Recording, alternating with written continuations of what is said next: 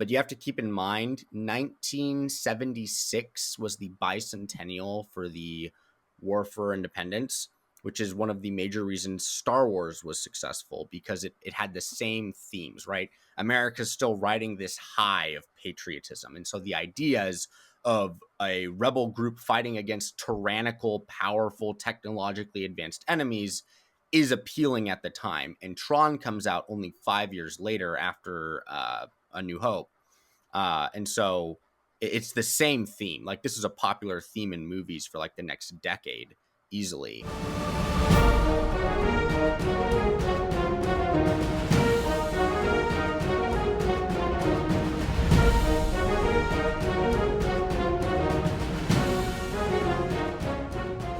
Hello, ladies and gentlemen. Welcome back to another episode of A Lost Plot, the podcast by storytellers for storytellers, so that we can tell better stories ourselves. As always, I'm your host, Maverick, and today we are back with us our two favorite co-hosts, Avalon and Andrew, to review the original in the Tron series. So we're dealing with number 1, Tron. In anticipation for the latest coming out, Tron Ares, in a couple of weeks, we want to bring you the full series all at once to get you guys the full experience of this entire story masterpiece, tell you what is great about it, what sucks, what could be done better. So we're going to be dealing with that today, but we're going to start off with the number 1 original 1982 American science fiction action adventure film. The screenplay was by Steven Lisberger, and the story was by the same, with Bonnie McBird helping out as well, and directed by Steven Lisberger as well. So, getting right into those initial impressions, Avalon, what was your initial thoughts and rating for Tron? I mean, Tron definitely shows its age as a movie. Like, you see it, you can immediately tell this is an older movie that's it's been around for a few decades. Now, that being said, there are some things about that still kind of work, which I was surprised about when I was watching it. And I was actually kind of disappointed that they didn't utilize certain ideas and points that were brought up in the movie itself. Like, there are certain points that are like, oh, that would have been really cool if they had actually emphasized that or gone more with that. But they didn't. And for what it is, it's a very simple movie. It's a very simple plot. I'd also say that this is another instance where I don't feel like my review facilitates mirrors what I actually think of the movie. Because my review ends up being a 3.25. But I actually kind of enjoyed this viewing, so I can't say I hated this movie or I regretted watching it. So I feel like my review versus my actual opinion differs a little bit this time around, but that's sure off to say. Yeah. Interesting. We'll have to see if that gets changed in the discussion today. But before we get to that, of course, Andrew, we want to hear what your thoughts are. What is your initial impression and rating of this film? It's an old movie. There are certain elements of it that you just go, wow, that was bad. And then there are parts of it where you're like, oh, that's interesting. I feel like that was kind of my takeaway. Nothing too controversial this time, unfortunately. My final rating was a 4.6. Okay. Wow. I don't know how this keeps happening. I'm gonna be honest. I came right between you guys again, which it's kind of insane that this is like the third time in a row that this has happened, but I got a 4.05. So, this film, in my mind, is the epitome of someone taking Joseph Campbell's Hero with a Thousand Faces and then trying to like do it to a T. Well, except for one small area, which is the mentor. But besides that, everything else is like pretty much trying to follow a stock pattern and then playing that out in the big screen. My impression of this film was basically that it was a sign of the time that it came out, right? Obviously, there was accolades at the time. It had at least a cult following, if not like general fandom that came around it. But today, I have serious doubts if it would stand the test of time and if people would even notice it for what it is. So we'll get into why we think that is the case, or at least why I think that's the case in the further review. But all of us gave it below half rating out of the 9-point system. So there are seriously some questions we have as to why this is such a popular film or was such a popular film. So stay tuned if you're interested. But for now, we want to give that initial discussion of what it even is about, because if you haven't watched the film, you want to at least have that background. So, Avalon, you want to tell everyone what Tron is about? Tron is about a former game developer who's now a hacker who works at a arcade. He and his former coworkers sneak back into the building that they used to work to essentially allow one of the other developers' security program to delete what is called the why am I blanking on it? The MCP, the Master Control Program, which is like a high security, like over control program in the company's created. But in the process of trying to hack into the system, the Master Control Program realizes what he's doing and utilizes the beam technology to beam him into the digital world. From there, it actually becomes more of a physical fight for him, where he actually has to help the Tron program get to the MCP to destroy him. There you go. So, classic Matrix-esque storyline, but in the realm of like video games. Here we are, here we go. That's what you're going to get for this story. And we haven't even reviewed the Matrix actually in this podcast. We'll get to that at some point, but right now we'll be dealing with Tron because it's near and present to us. So let's talk about that opening scene. You have this character of Flynn who's trying to hack into the control program to get these files, proving that he was the original creator of many of the games that are beloved in the world that he exists in today. What are you guys' thoughts on that opening scene? Was it intriguing? Was it one that caught your attention, wanted you to keep watching? What are your thoughts, Andrew? It was okay. I didn't have any problem with it. I think it's an interesting hook. And I think the reason it works as a hook is going to go back to the conversation about why this movie was successful in the time that it was created. But that aside, I think it functions decently well as an intro, at least setting up Flynn's character, right, as someone who's really, really good at playing video games, which becomes somewhat important as the movie progresses. Yeah, for sure. And I will say, this idea, the concept they deal with in this film is not necessarily unknown to us as audiences, right? We've seen it in shows such as Decadence, or seen it in movies such as The Matrix, which I just mentioned, or seen it in things such as Ex Machina, the idea that machines are controlling or in some form of power and we're fighting against them, right? So this idea, I think, for us as audiences is inherently one that is somewhat intriguing. And we want to explore it even more so in the world of AI, right? Where AI is this new and ever-present, interesting aspect of our world that in some ways some people are concerned about. Is it a threat? Is it threatening jobs? Is it going to threaten our humanity in some ways, right? We don't really know the full questions to being answered today, right? But it is a continuing discussion. And so the idea that they bring up in this form, in the version of games, right, is something that is not unknown, but in a fresh, somewhat take in this film. Alan, did you think that in of itself was an intriguing opener for us? I thought, I'm gonna be honest, I in the last day since watching the movie, there was I remembered a good section of this movie. For some reason, I completely forgot how the movie opened before writing my review, and that I don't know if that speaks to how forgettable the opening is, or if that just I had a busy day and just completely blanked on the opening. So I'm just gonna be honest, I'm not sure. I'm that's the one part of my review I don't put a lot of stock in for me. So Gotcha. Yeah, and to be honest, I think the premise itself is the most interesting part of the opener. Mm-hmm. Other than that, I think that the opener itself is pretty basic, and this goes back to some of this is the world we exist in, this is the character, and these are the antagonist, the protagonist, all of everything going on. It's all present in that opening introduction to this film. And so are all the elements there? Yes, they are. Are they presented in a way that is inherently intriguing?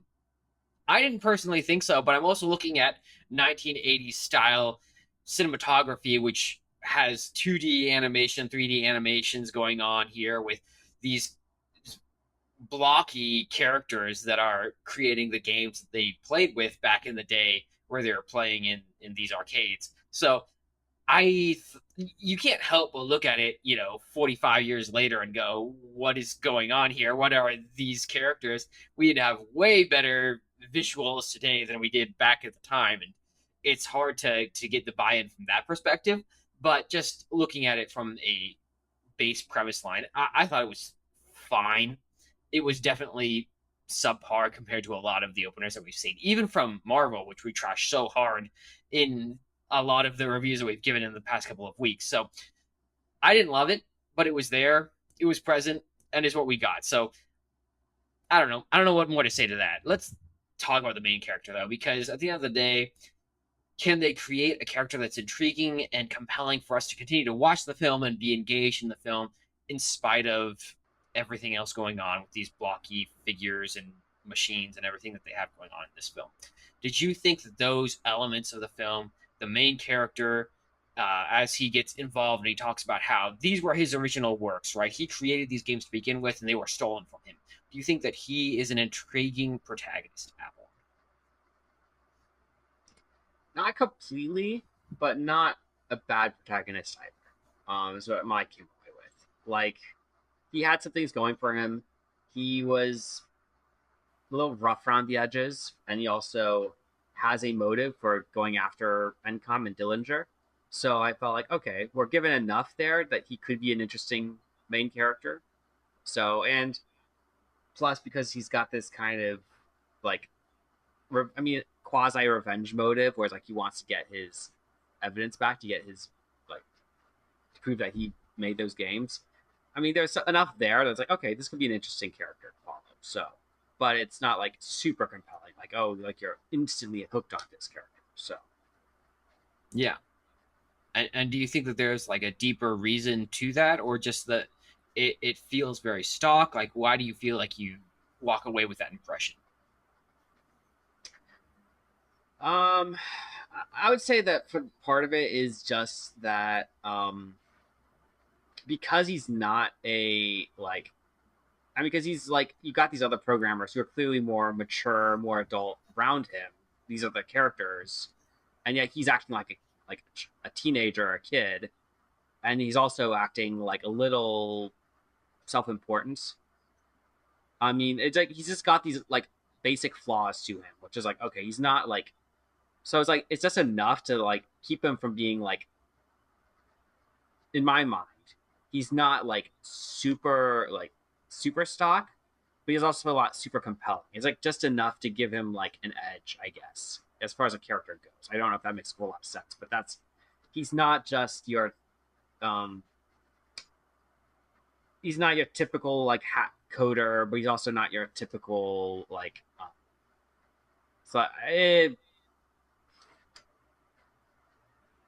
I guess his motive I found a little compelling. Maybe that was it. Just like he had actual motive for going into the building and like going after Encom.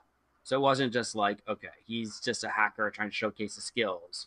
He's like, he could have been like, I guess maybe that's it. It's like he could have been just their typical like standard stock characters, and there's so many stock characters in this movie. It's like, okay, he could have been that, but he actually does rise a little bit above that, because like he actually has some motive for what he's doing and why he's going into the building to begin with, and why he ends up like going head to head with the MCP. So yeah, well, it was interesting to me to just think about how I felt like I had seen this character before, right?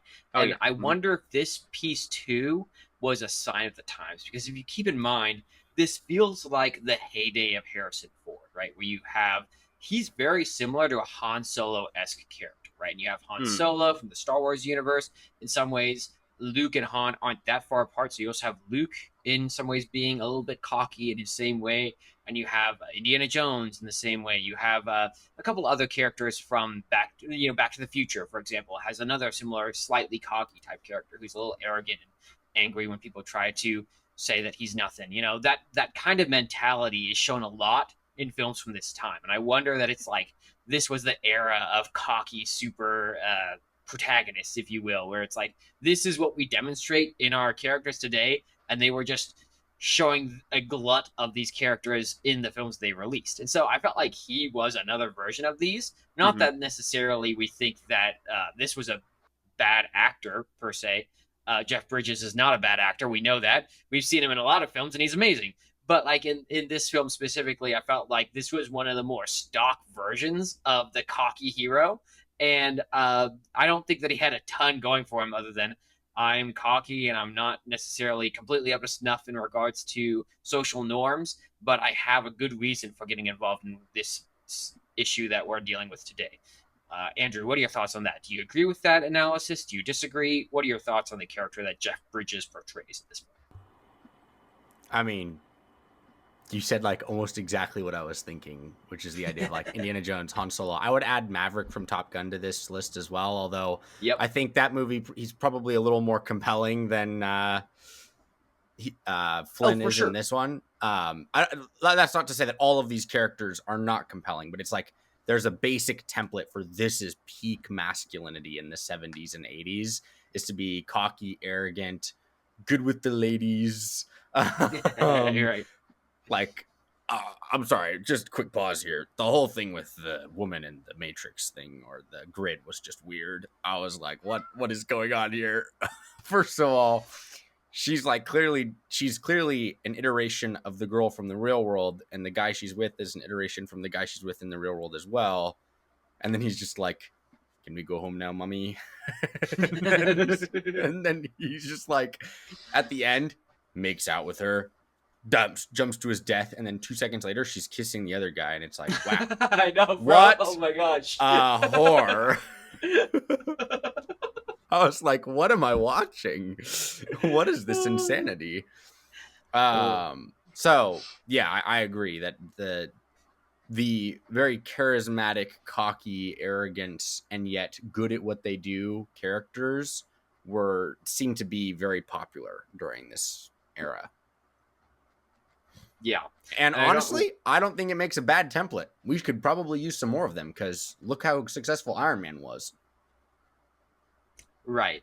Yeah, it's interesting too to just take it to the present day and look at how some of those cocky, arrogant characters still have some value in even the modern persona of a character. And maybe our issue with it is he should have been more nuanced or intriguing than what he was in this film specifically. But yeah, the idea that you have a cocky protagonist isn't inherently bad, right? The question is there something going, especially for the main protagonist, are you going to have things driving them that are compelling and intriguing, and do you develop them as the story progresses in a way that we can understand the story they're going through and empathize with it and buy into everything as it goes on? So yeah, I mean, I'm still not entirely convinced in my mind all of the reasons why I think he's not as compelling as these other characters. I do think these other characters that we just mentioned have a lot more going for them in regards to development. So at the very least, there's that. I don't think going for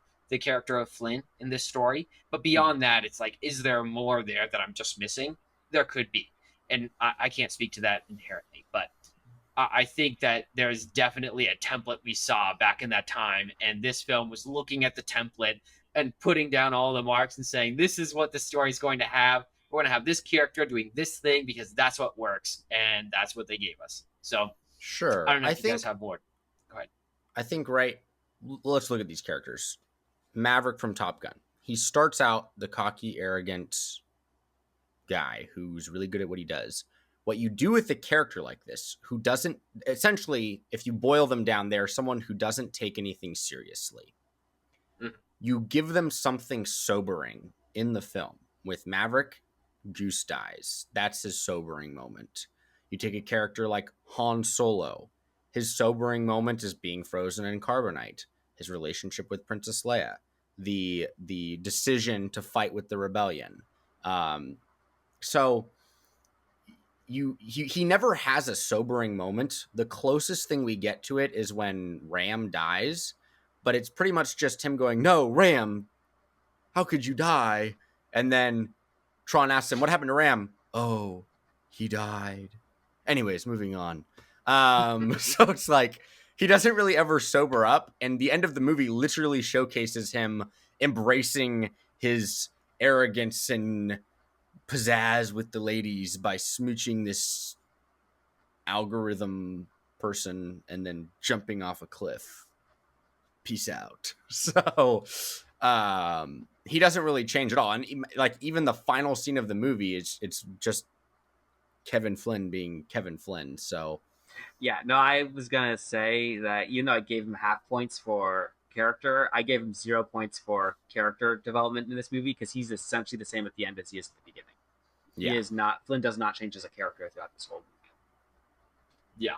And I don't wonder if that portrays more so into the character we see, is that in spite of the stereotypical cockiness that we've seen in all these other films, we don't see any type of growth for his character throughout the entire film. And so you can't look at him any different at the beginning than you do at the end. And you go, well, do we inherently like cocky people? I mean, there's something interesting about someone who's so arrogant that they're going to do what they want to do no matter what, right? And there's this idea that they will just push forward in life and seize the day, right? There's something intriguing about that and compelling about that.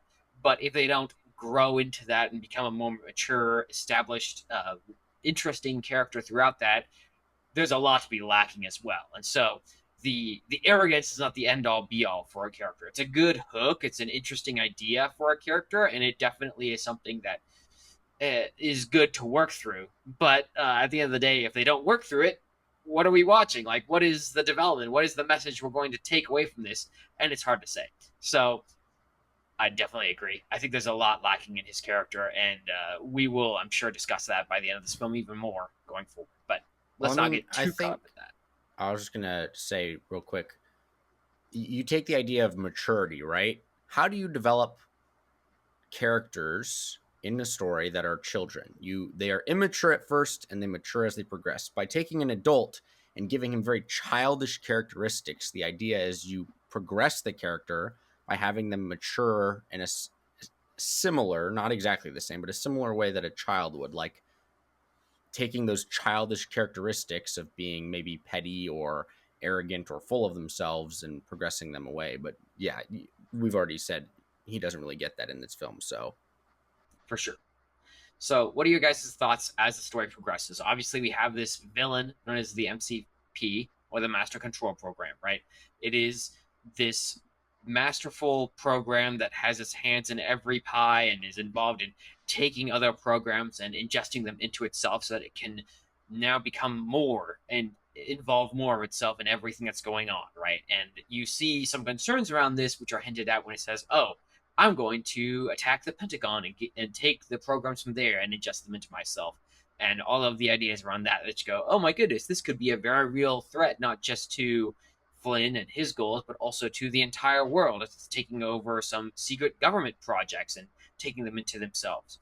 What are your guys' thoughts on the villain in the story of the MCP? Do you think that the program is compelling? Do you think it's not, as a antagonizing force to our hero? Avalon, what are your thoughts? I will say there are moments this movie could have made him a very compelling villain. There are moments this story could have done really well with this kind of a character. In fact, and there are times the story does it right, but the big problem with the MCP and reality, the whole like villain side, if you will, is that Tron and Flynn both don't really lose the whole movie. Like they get captured the one scene, and Tron starts out in captivity, sort of, but it's also like you don't see them as the audience lose. You don't really see them like fail. Like they get, so it really kind of undervalues the threat that the villains pose in this movie because you don't see the heroes fail directly against them.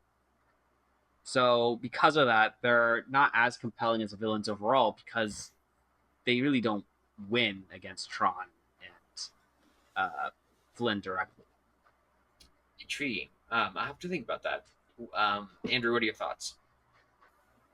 MCP in my mind is just big tyrannical tech overlord. Like this is an Ninjago level villain. I don't know that he really gets too much. I don't find him compelling. It's just, oh, I was programmed and I can run things better than you guys, therefore I will. I think therefore I am is like his character. Well, I will push back on that a little bit because of some of the other scenes happening in the background of the movie, and that's because there's this whole like push against users, and like it's the whole religious idea in the movie where it's like they're pushing against the idea of people acknowledging the users, and there's almost this religious persecution in the background.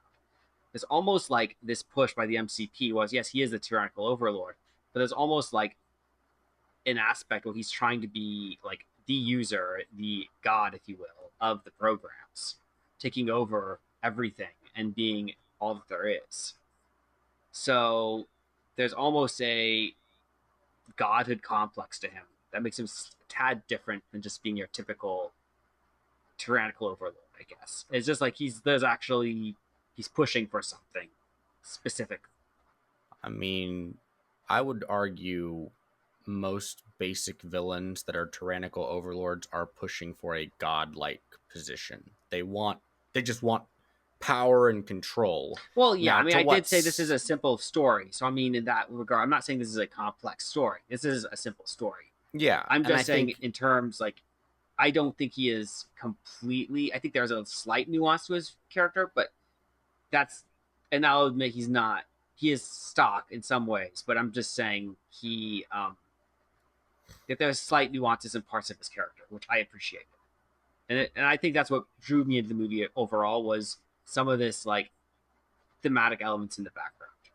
Is what. sure. I personally did not find him to be nuanced, firstly, but secondly, I think the idea of like the religious aspect or the wanting control, we are simply given the idea that that's what he wants, but we have no idea why he wants those things. Going back to Age of Ultron, right?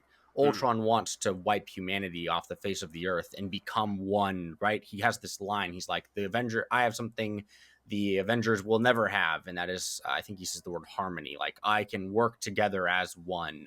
And it's the same thing with the MCP. But with Ultron, we actually get motive and very specific goals. The MCP is basically just, I will take over the technological grid, but I will also take over the real world. Why does he want to take over the real world? I don't know. He's like talking about running Moscow and stuff. But then, other than that one line at the beginning of the film, the rest of the time, he just seems to be more concerned with absorbing all of the programs that exist within the grid because he doesn't like the idea of the users. Why he doesn't like the users, we don't really get to know that either. We know what he does and doesn't like and what he wants, but we don't get any of the answers as to why.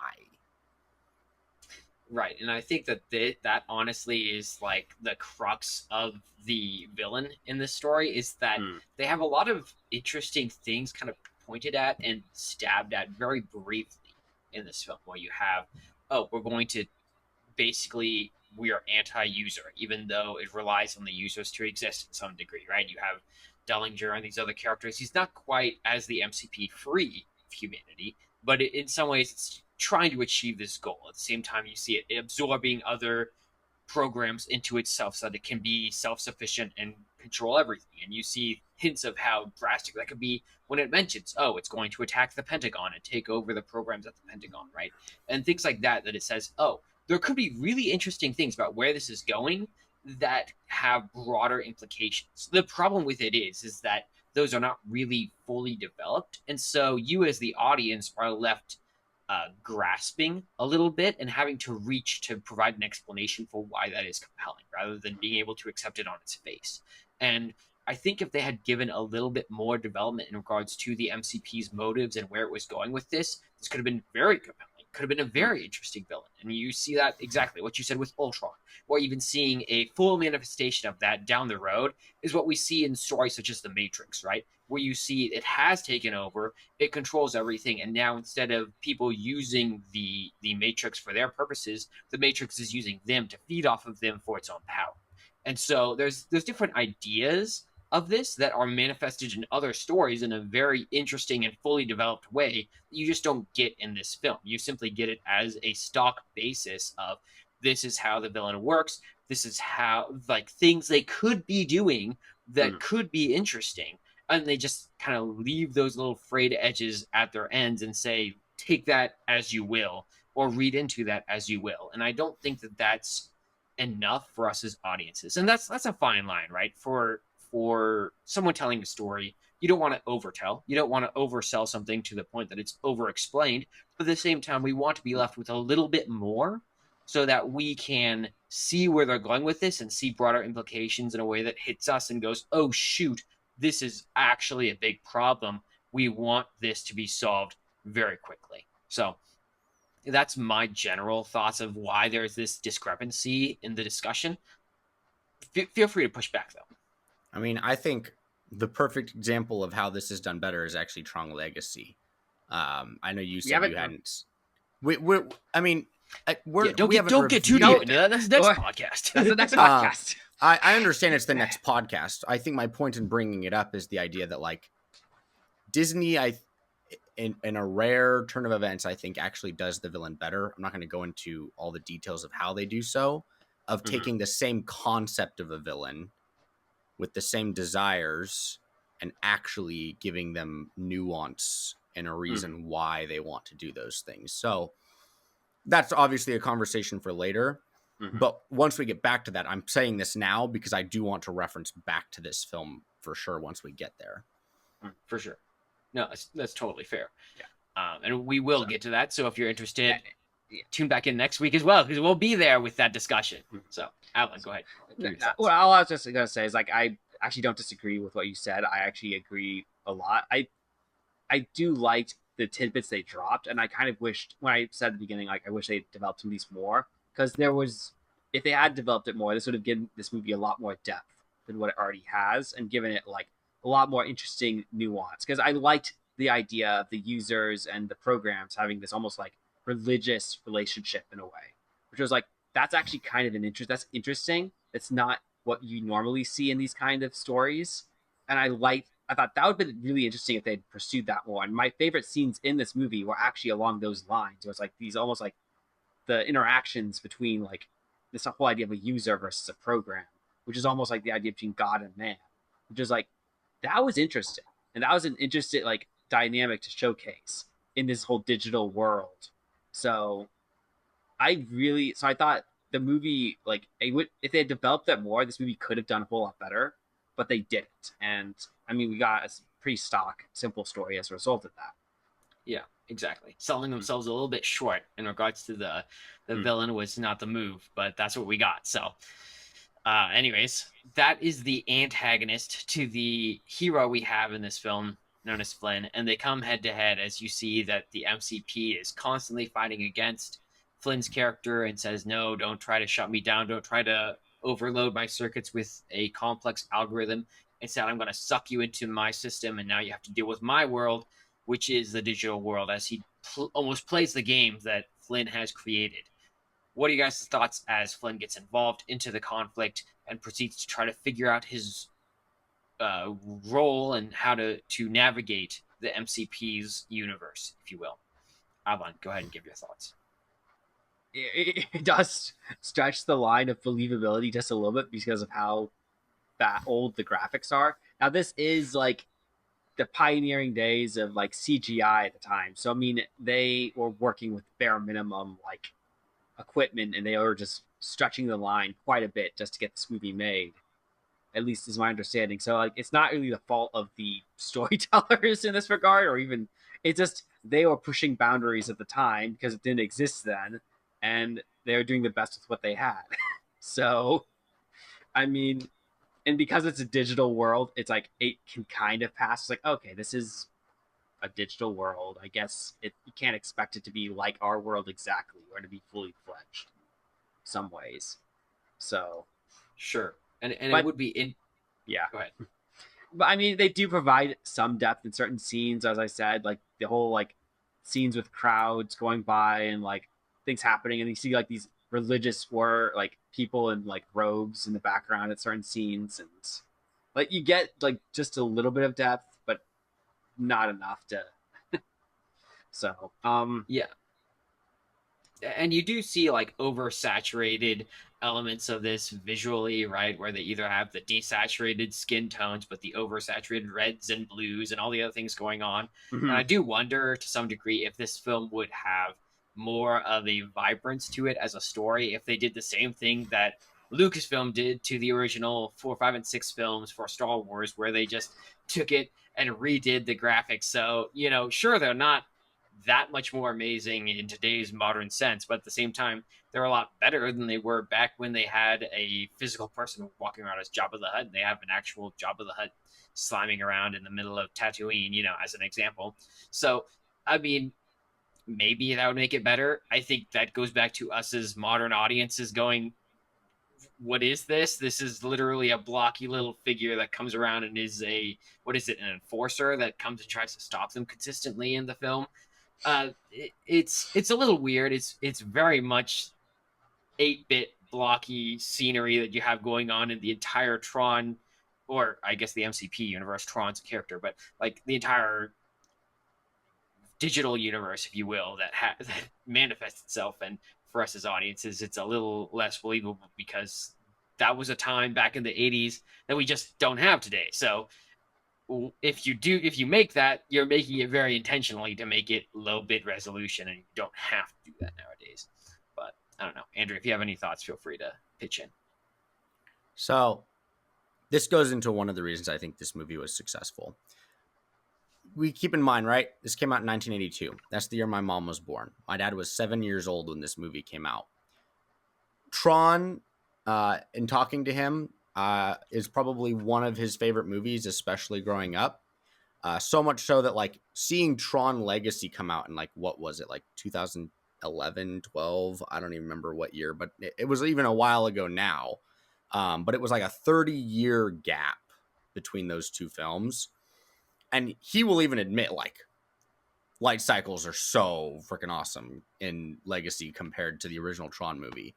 But as like a 7-year-old kid with the video games of that time, playing those games, watching them be played, even growing up after the films come out for like the next decade, this film was amazing to people watching it. Like, this was almost exactly what they would have envisioned being in a video game was like. They don't have any concept of the graphics that we have of now, right? And so having this 8-bit world is like, what else would a digital world look like? This would obviously be what it is. And so I think, one, the contrast to the real world being so massive is what set it so easily, so made it so distinct. Because two, keep in mind, we didn't really have any movies that toyed with the idea of a digital framework that you could interact in as a living being, right?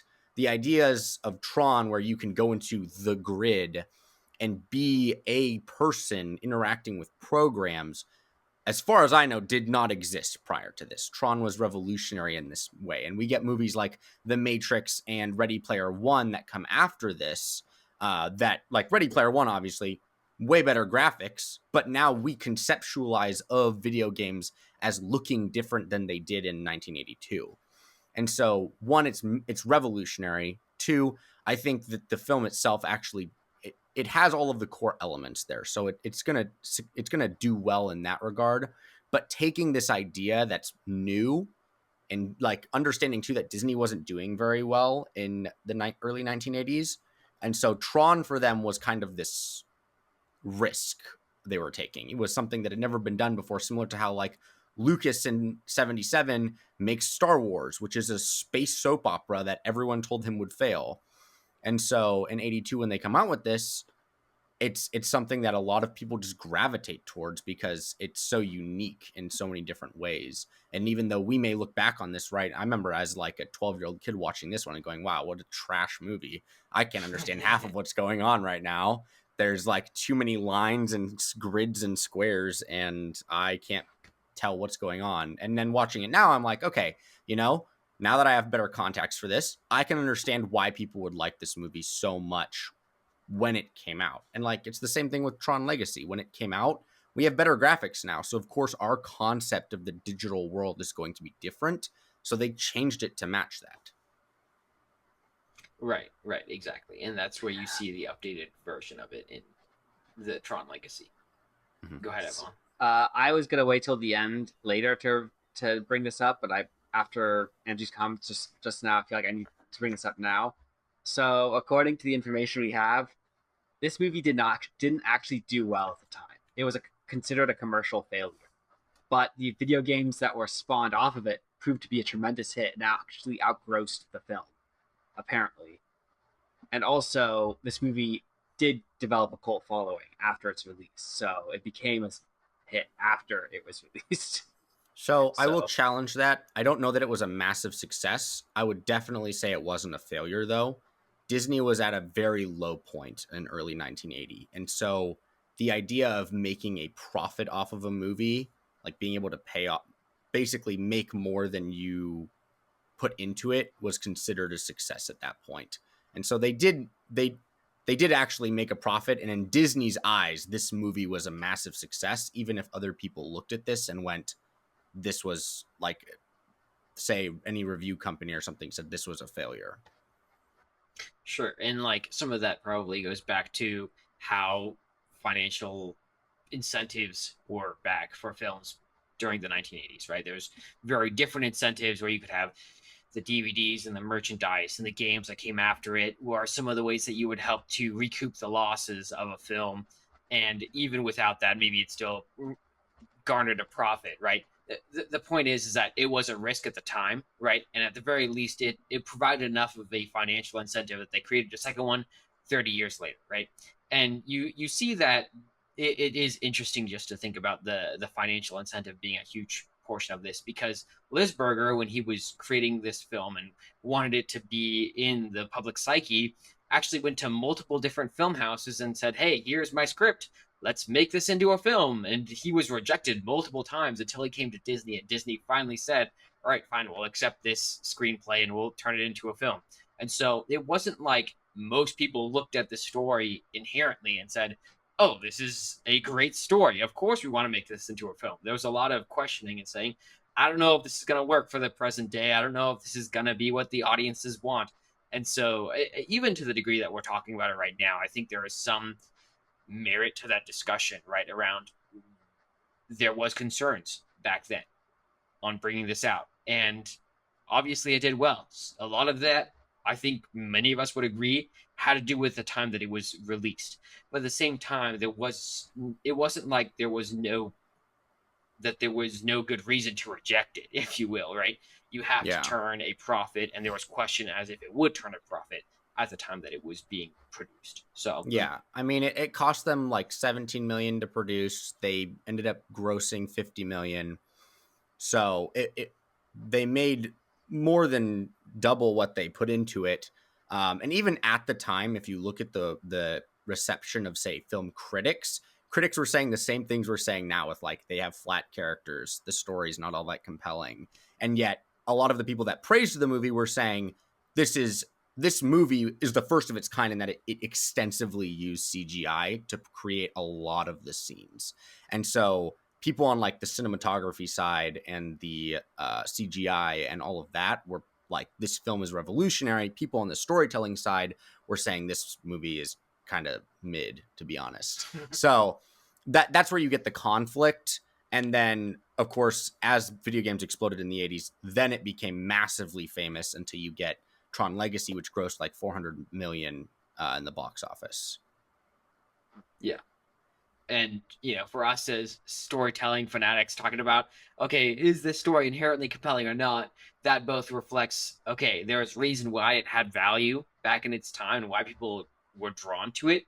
But at the same time, understanding that sometimes a film does well outside of being a good story, right? And that's kind of what you got in this scenario, which is interesting, right? That there is a film that maybe we wouldn't, I personally, at least, walking away from this film was thinking, I don't really have any desire to watch this film anytime in the future because I don't think it's that good. But also, there's a sense in which there is something to be said about what it brought to the table at that time and how it at least propelled other stories and ideas forward that then were brought to the limelight in a very real way in films going forward. And you could, I don't know that this is true, right? But you could argue that the ideas in this film were manifest in later films, talking about films like The Matrix, talking about Ex Machina, or talking about any other number of films that deal with the idea of artificial intelligence or a programmed being the manifestation that we have to interact with in our day-to-day life. So I mean, that's you what you got. also, just as a side note, this is not, I would say this isn't the primary reason it did well, but you have to keep in mind 1976 was the bicentennial for the War for Independence, which is one of the major reasons Star Wars was successful, because it had the same themes, right? America's still riding this high of patriotism. And so the ideas of a rebel group fighting against tyrannical, powerful, technologically advanced enemies is appealing at the time. And Tron comes out only 5 years later after A New Hope. And so it's the same theme. Like, this is a popular theme in movies for like the next decade easily. So, and all that to say, by the way, E.T. came out the same year, and E.T. was easily Disney's biggest success that year. So, like, all that aside, Tron, cool for its time. I think film critics then and today would say the story itself was lackluster. Sure. And to be honest, I don't think that Oh, sorry, go ahead. I was gonna say, apparently it finished as the 26th highest grossing film of its release year. Okay. So there's 25 other movies that finished higher grossing amounts. Yeah. What was I going to say? I had something to say about Tron. Oh, I was going to say, I don't think that the director's intention was to make a compelling story so much as more experiment with this new technology that they had available to them, which was CGI, and creating a film that was a majority just CGI imagery. Yeah, definitely. And that's what you got. So that was this film to a T, in all honesty. So that's what we get as the story progresses. You get to the whole interactions as Flynn interacts with both Tron and then Yola, I believe the female machine program is in the world, as they try to help him to push forward to stop the MCP. And you get that final climactic fight where he ends up jumping into the middle of the MCP to distract it, while Tron can throw his disc in and send the program to its death, or its doom, as you will, as they end up stopping the machine from taking over and creating its machine cult, if you will, on the grid. What are you guys' thoughts on the climax and conclusion of this film? Do you think that the film ends in a compelling way? Do you think that it's... I mean, I get some hints of that already, but let's get your full thoughts on that. Avalon, if you want to start, go ahead. Well, the funny thing is, this is not my first time watching it. I remember watching it the first time, and the funny thing is, I watched Tron one night, and the following night I watched Tron Legacy. So I kind of watched them back to back. I still remember this movie just because it's just like, partly mostly because of the visuals and everything. It's like, this kind of stands like, it's hard to think of another movie that did this like visually. And because it was pushing, I mean, I think obviously most movies like passed it and like did better visuals, but because this was new for its time, it kind of stands apart in some ways, because it's like, it's crude, but it's also like like they were trying to tell a story with this, and it kind of worked. Like, I mean, it was a simple story. It's like, oh, okay. So, but with that being said, I don't think I've watched this movie since that night. So, like, this is my second viewing of this movie. So, yeah, for sure. Andrew, what are your thoughts on the conclusion of this film? I mean, I would just be repeating pretty much everything I've said up until this point. I think the final boss battle is kind of cheesy in some ways. I think this film, honestly, looking back to it, like a 7 to 12-year-old in 1982 would probably look at this and go, holy crap, this is awesome. As a 22-year-old, I'm watching it going, wow. I'm still a little confused as to how Kevin Flynn jumping into this beam of energy defeats this guy, but I guess it's supposed to distract him somehow. Also, him like Oh, he turns possessing. blue. Yeah. There were so many things, and actually, the whole turning blue thing was weird. Like he brings the woman back to life. He's like Jesus in this universe. He just touches her, and she wakes I up. think that was intentional. So And then you have like the whole thing where Tron touches him and turns him blue again, and it's like, okay, is Tron powerful or something? I don't know. I'm watching it thinking in terms of video games. It's like, oh, you came into contact with this new NPC and unlocked a new skin. Good job. um, so Yeah. Well, and I think that actually is a broader of all the things that they hinted at that also had interesting implications. Right, we talked about the MCP and how there was implications for where they were going with that they didn't really manifest. There was a lot of that for Flynn's character as well, where he's just like he enters this universe and he can just do things that don't really make sense, and some of it you can kind of read into and say, oh, well, he was the creator of this universe. So maybe he has like the ultimate authority, if you will, and can just do things that no one else can do, right? Like push through walls and make them no longer exist in the regards of Sark's ship that he's in, or in regards to bringing that girl back to life, like Avalon mentioned, or these other things that are going on. You go, hold on, how can this character do that? Or creating a connection between these two travel beams that exist in the world, all of these other things that he's doing. This, like, who can do this? How does that make sense? They provide some level of justification, but there's still questions in your mind as audiences, and they just kind of leave those there and go, okay, yes, Flynn can do these things. Cool. Isn't that awesome? And they don't really answer them to any degree. They just move on with the story and go, here you go, audiences. This is what happened. And that's that. So yeah, once again, an example where they had interesting pieces to play with, especially in regards to, let's just say, the machine cult, where there's the belief in the users, and there's this idea that they want to acquiesce to the users, and then the MCP is trying to shut that down hardcore, and then you have this Jesus-esque character that can just bring things back to life and make things happen that can't happen, and all of these other things. It's like, wow, all of these things could actually tie together very well in a very interesting way that could have broader implications, and they just don't do anything with it. And you go, why? Why not? I mean, that could even just be a 5-minute segue that could add a ton of value to this film. That just doesn't happen. So, it's kind of sad to see all of these interesting pieces they were playing with that are left on the table because they're at the end of the day focused on how can we put people into an 8-bit world and use the elements they had in their day to create the story. So yeah, definitely a lot to be said there, but we're gonna leave that at that, to be honest. And yes, I agree. The ending discussion climactic scene was very much cheesy, and you know, I know that it's the 8-bit world, and the face is just. I wanted to laugh so hard anytime I looked at the MCP's gigantic Samoan face. Like, what are we doing here, bro? Like, can we please, like, I don't know. I don't even know, dude. Like, it was just I wanted to laugh so hard. Like, what is this? So whatever. Like, it is what it is. It was just a blocky figure that was angry. So that's what you got.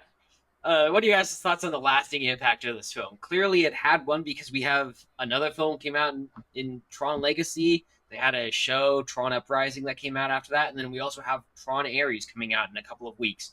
Do you think that this had a lasting impact? Do you think that the lasting impact is something we'll think about in years to come? What are your thoughts, Avalon? I think, well, obviously I don't think this movie was. I think it was the cult following of this movie and the video games that released that.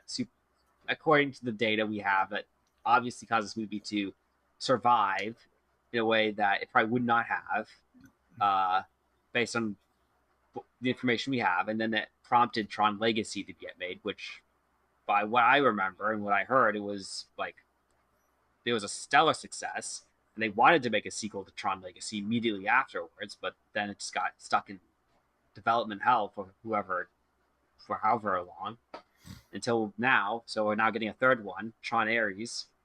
So I mean, clearly there is some appeal to this series, to this world, to the grid, and all this stuff that came out in Tron. So people keep coming back to it. So, and I think the ideas and presents are interesting enough that if they're handled right, you can make a very good story with it.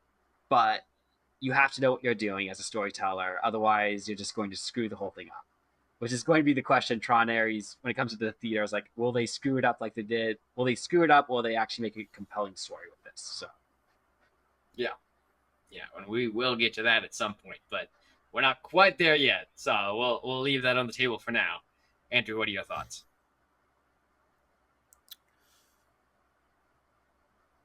I think a couple therefore of things. I am. Yes. Actually, no. I'm not crazy like the man who once said that. So a couple of things. First, I think the mid to late 70s and then 80s were a time of a lot of experimentation when it came to filmmaking. And there's a reason we don't know of all the different films that came out during that time. But guess what? All that experimentation resulted in a couple gems like Star Wars, like Tron, like E.T. And some of those have gone on and we've gotten sequels. Star Wars has absolutely exploded beyond what Lucas could have ever imagined. And Tron has even exploded, not to the same degree as Star Wars has, but right, you've got video games. We've thrown around the term cult following. You have kids that were 7, 8, 9 years old when this came out, and then the next one comes out, and they're like almost 40 years old, and it's like, wow, this is insane. I get to relive my childhood, and it looks so much cooler. And I have insane music here, and we get some of the original cast. Like it was Tron set up the even though in the moment it wasn't the biggest success for Disney, it made them a profit when they weren't doing so well. It happened to be something that created this cult following for them, and it opened the door for this massive success. And probably in my mind, one of the best examples of making a film that isn't just a nostalgia bait, right? There's a lot of nostalgia tied to it, but it enabled them to just make a lot of money. And my concern now is that they're like, oh, well, look how Tron Legacy did. Let's make Tron Ares. And that may actually just be nostalgia bait. And then we're just going to all want to just. So, those are my thoughts. I think it was very interesting ideas. Story wasn't all that great. We have all agreed on this pretty much. People back then agreed on this, and even people who defend this movie that I've talked to that really like it, you will not find them saying it's good because of the character development or because of the acting. They will say it's good because of the movie that it was during its time, and maybe because of the themes that it represented. Sure. And some of those themes aren't really developed to a full degree. We haven't really discussed those, partially because they aren't very well developed in this film, right? And you have several manifestations of those same themes being developed more fully in other stories, right? Yeah. We've mentioned it multiple times, but for example, The Matrix has some of those same types of themes about what it means of machine versus mankind and survival against that are very much manifested and developed in interesting ways in that storyline, versus in this one it's a very basic plot line of that, and it's not in a way that we get a very solid idea of what we should take away from it, other than machines can be bad but we can rise up against them and fight, so not a whole lot going for it there on that regard. But yes, definitely it's interesting to see how the idea of us interacting with machines and entering their world is something that's still intriguing today, right? You'll see several stories on that.